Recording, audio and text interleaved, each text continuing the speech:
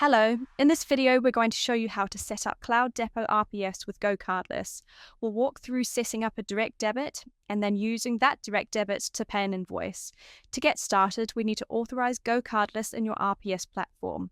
Go to Recurring Payments, then Configuration.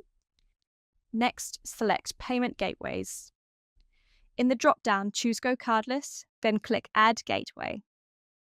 For this demo, we're using a sandbox or test environment, so we'll leave that box ticked. In your live environment, you'll leave it unticked.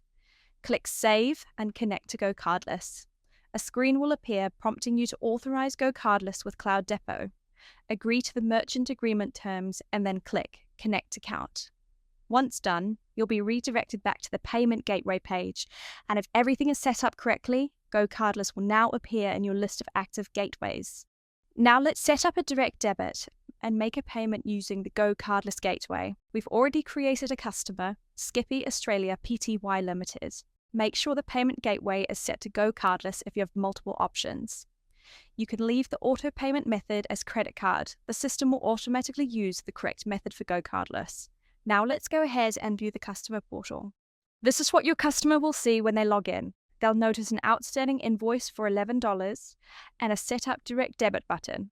They'll click the button to begin. A pop-up will confirm that they're being redirected to GoCardless to set up a mandate. Click OK, let's begin. The customer will then enter their details. The account holder name will be pre-filled and they'll simply input their bank account information. As this customer is in Australia, they do have the option to use Pay To. For this demo, we're using direct debit test bank details. In a live environment, customers will enter their real bank account details. Click Continue, review the information to make sure it's correct. Then that's it.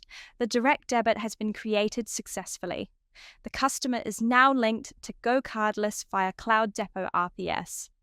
Back on the dashboard, the button now reads Pay by Direct Debit.